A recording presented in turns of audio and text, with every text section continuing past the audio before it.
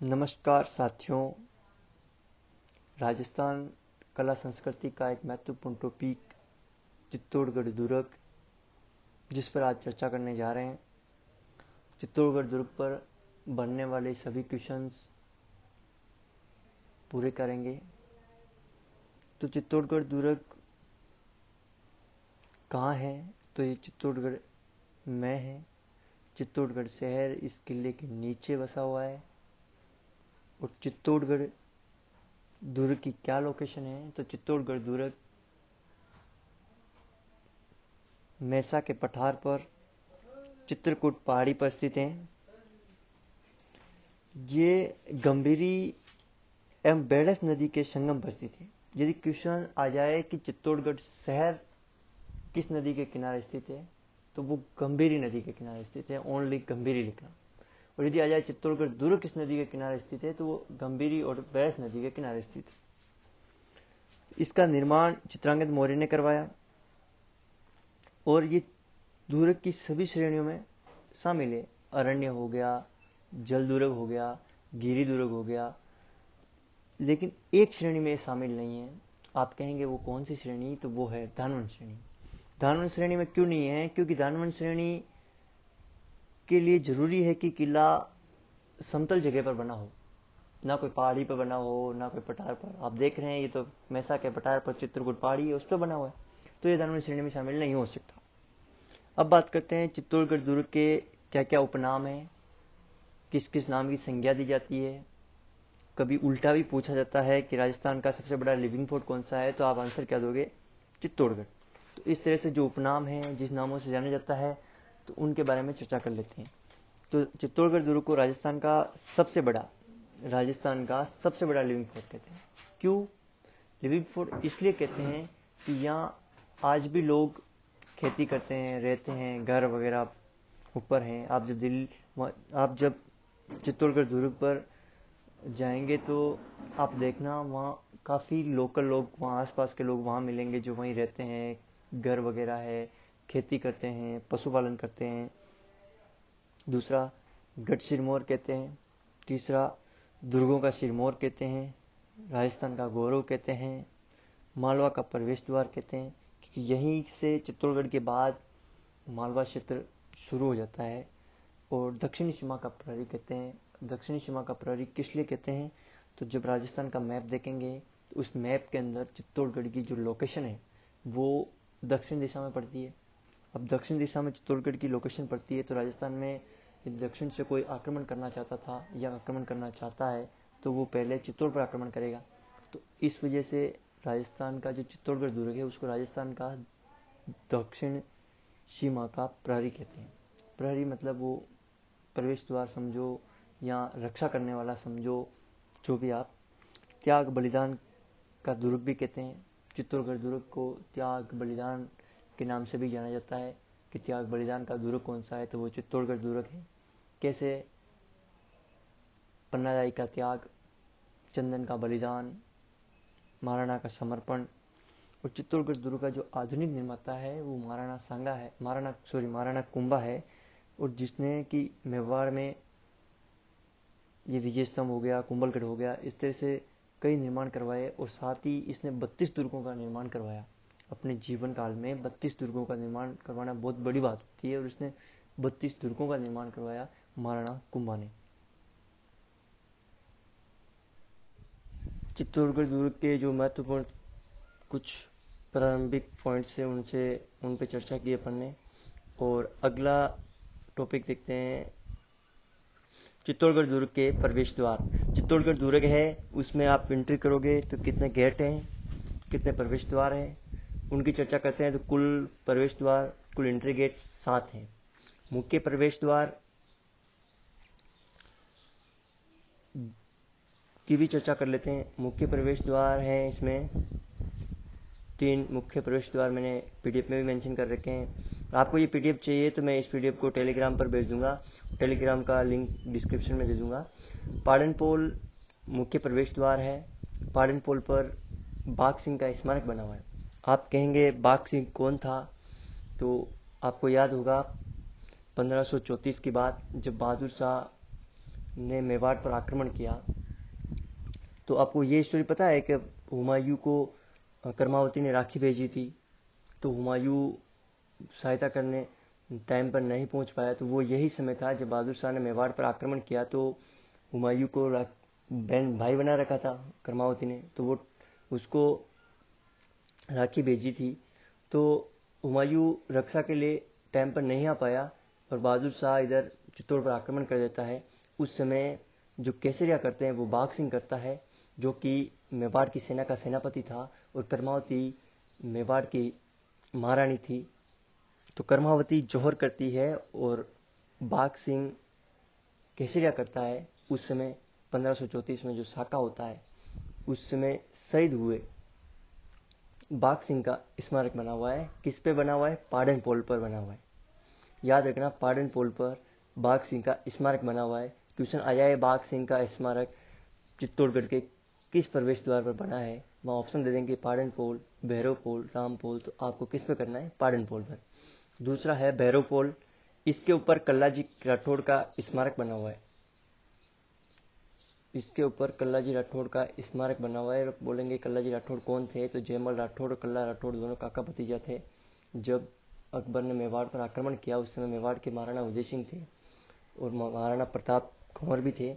तो उस समय उदय सिंह, वो संकट की स्थिति थी, चित्तौड़ को पूरी तरह से घेर रखा था। उस समय एक गुप्त रास्ते से राज परिवार को, उदय सिंह, महाराणा प्रताप सबको गोगुंदा पहुंचा दिया गया था। उस समय जो चित्तौड़ की रक्षा का जो भार सौंप के गए थे वो गए थे जयमल पत्ता, कल्ला राठौड़, कई ऐसे वीरों को सौंप के गए थे। उस समय फिर युद्ध हुआ। उस युद्ध के अंदर कल्ला और जयमल पत्ता इस तरह से लड़े कि जयमल पत्ता के पैर में गोली लग गई।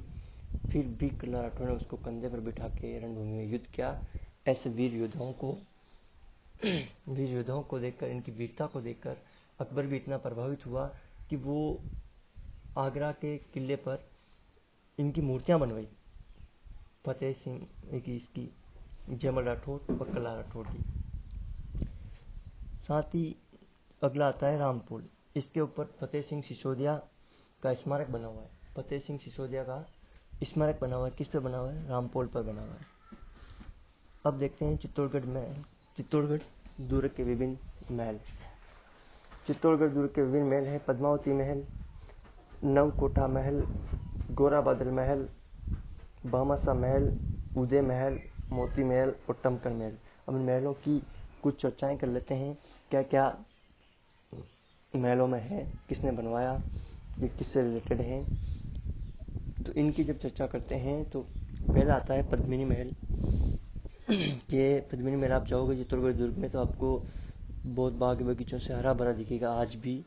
और महल इतनी बनावट से बना हुआ है कि उसमें आप एंट्री करोगे तो आपको कुछ जगह ऐसा लगेगा मैं इसी गेट से आया था, इसी से निकल रहा हूँ।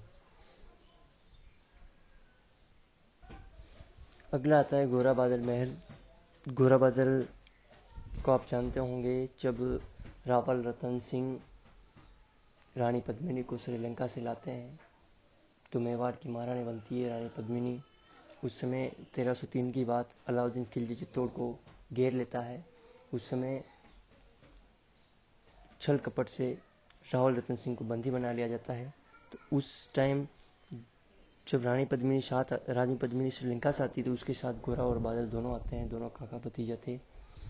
तो ये मेवाड़ में रहते हैं और रावल रतन सिंह को जब बंदी बना लिया गया तो उनको छुड़वाया गया वहाँ से अलाउद्दीन खिलजी से, तो वो इन्होंने, गोरा बादल ने छुड़वाया था और युद्ध किया था और ये शहीद हो गए थे वहीं पे। उसके बाद अलाउद्दीन ने चित्तौड़ पर आक्रमण कर दिया और जौहर हुआ था। वो जौहर हुआ था, रानी पद्मिनी ने जौहर किया और महाराणा रावल रतन सिंह था, उसने वहाँ पर केसरिया किया। तो राजस्थान का सबसे बड़ा शाखा कहते हैं इसे, राजस्थान का सबसे बड़ा शाखा, पहला सबसे बड़ा शाखा ये है। और इसके बाद आता है भामाशाह महल है, उदय महल है। अब नवकोटा महल है, सो भूल गए अपन नवकोटा महल। और ये नवकोटा महल में क्या हुआ था? नवकोटा महल में इसका निर्माण करवाया था राणा कुंभा ने। इसी महल में चंदन का बलिदान हुआ था। कैसे हुआ था? रानी पद्मिनी ये पन्नाधाई बनवीर उदय सिंह को मारना चाहता था।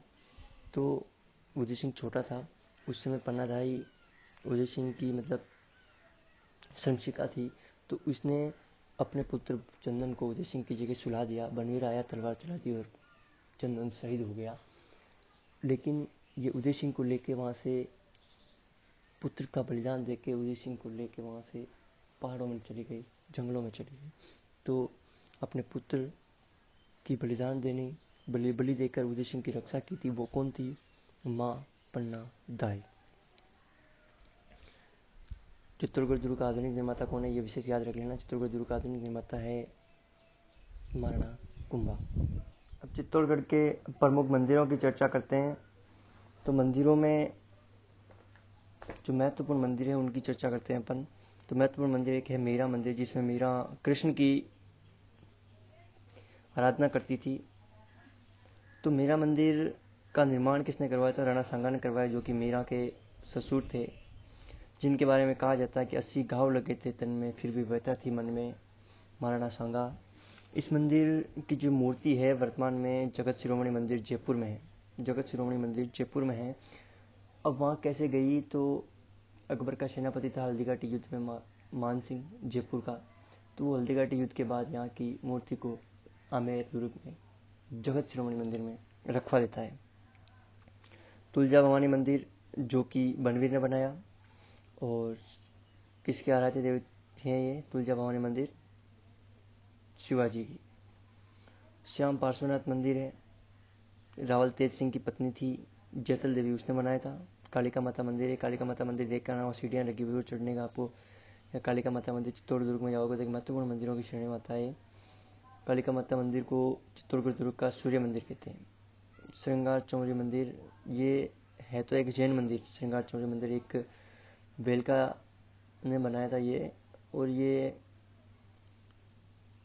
श्रृंगार चौरी किस लिए कहते हैं इसको? इसलिए कहते हैं कि इसमें महाराणा कुंभा थे, उनकी एक पुत्री थी रमा देवी, जिसको कि वागीश्वरी कहते हैं, का एक यहाँ पे विवाह हुआ था। मतलब उसका विवाह स्थल है, इस वजह से इसको श्रृंगार चौरी कहते हैं। चौरी उसको कहते हैं अपने राजस्थान में जहाँ पर दूल्हा दुल्हन फेरे लेते हैं, उसको चौरी कहते हैं। तो वो इसी जगह इनका विवाह हुआ था, इस वजह से इसको श्रृंगार चौरी कहते हैं। कुंभ स्वामी मंदिर, मोकल मंदिर। तो कुंभ स्वामी मंदिर राणा सांगकुंभा ने इसका निर्माण कराया। कुंभ से याद आ जाएगा राणा कुंभा। और मोकल मंदिर, इसको त्रिभुवना नारायण मंदिर भी कहते हैं, समदेश्वर मंदिर भी कहते हैं। तो इसका निर्माण तो भोज परमार ने करवाया मोकल मंदिर का। और इसके साथ एक सतविश देवरी मंदिर है, ये भी एक जैन मंदिर है, चित्तौड़गढ़ दुर्ग का, याद रख लेना। इसके बाद आता है प्रमुख जलाशय। तो प्रमुख जलाशयों में क्या आता है? गीतेल बावड़ी आती है, भीमलत कुंड आता है, रत्नेश्वर तालाब आता है, गोसुंड की बावड़ी आती है, खातन की बावड़ी आती है।